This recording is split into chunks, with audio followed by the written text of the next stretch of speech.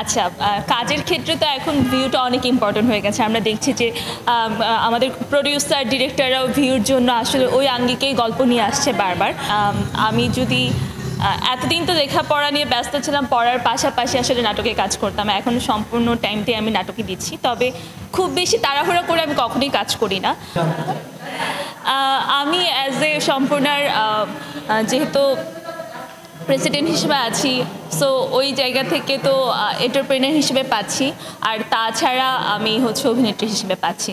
আর আরেকটা সুখবর, আমরা লাস্ট ইয়ারও যখন আসলে সম্পূর্ণার যাত্রা শুরু করেছিলাম প্রথম বছর, তখন আমাদের সম্পূর্ণার নিজস্ব কোনো জায়গা ছিল না। এখন সম্পূর্ণ দুইটা আউটলেট আছে, একটা রাপা প্লাজাতে যেখানে নারীদের সব জিনিস, অথেন্টিক জিনিস পাওয়া যায়। মেয়েরা হাতে তৈরি করে সেই জিনিসগুলো আসলে ওইখানে দিচ্ছে, ওইখান থেকে সবাই নিচ্ছে।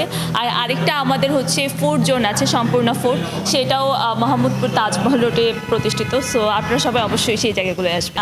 আমি যদি এতদিন তো লেখাপড়া নিয়ে ব্যস্ত ছিলাম, পড়ার পাশাপাশি আসলে নাটকে কাজ করতাম। এখন সম্পূর্ণ টাইমটাই আমি নাটকে দিচ্ছি। তবে খুব বেশি তাড়াহুড়া করে আমি কখনোই কাজ করি না। আমার পছন্দ মতো যে কাজগুলো হচ্ছে বা যে কাজগুলো আমার কমফোর্ট জোন মনে হচ্ছে, আমি সেখানেই কাজ করে যাচ্ছি। ওটিটি একটা করেছি বিঞ্জের জন্য, সেটা খুব শীঘ্রই আসবে। এছাড়া আরও দু একটা কথা হয়েছে, লেটস সে। নাটকের ক্ষেত্রে আমি সবসময় দর্শক যে প্যাটার্নের পছন্দ করবে ওটাকে প্রায়োরিটি দিই। কিন্তু এখন যেটা হয়ে গেছে, আমরা ভিউর আশা করে একই জিনিস, একই ধরনের জিনিস বারবার আসলে করছি, ওই আঙ্গিকে আসলে যেতে চাচ্ছি না। গল্পভিত্তিক কাজই আসলে করতে চাচ্ছি, যেটা আসলে গল্প কথা বলবে। আচ্ছা, কাজের ক্ষেত্রে তো এখন ভিউটা অনেক ইম্পর্টেন্ট হয়ে গেছে। আমরা দেখছি যে আমাদের প্রোডিউসার, ডিরেক্টররাও ভিউর জন্য আসলে ওই আঙ্গিকেই গল্প নিয়ে আসছে বারবার। ভিউটাকে যে প্রাধান্য দেয়নি তা না, ভিউর কথা চিন্তা করেও প্রথমে কিছু কাজ করেছিলাম, বাট এখন মনে হয়েছে যে কাজটা তো আসলে দিন শেষে আমার নিজের জন্য বটে। সো আমি যে কাজটা করে নিজে দেখেই স্বাচ্ছন্দ্য বোধ করবো না, সেটা দর্শক অনেক দেখুক না।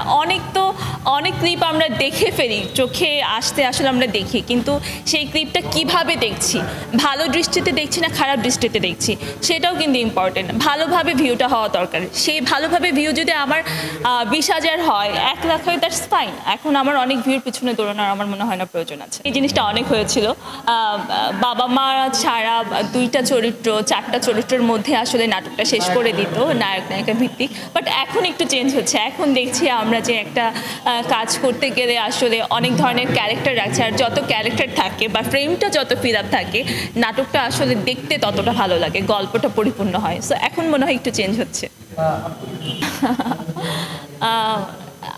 আমি ধারাবাহিক বেশি করে, এটা সবাই জিজ্ঞেস করে, কিন্তু সেই জায়গা থেকে আসলে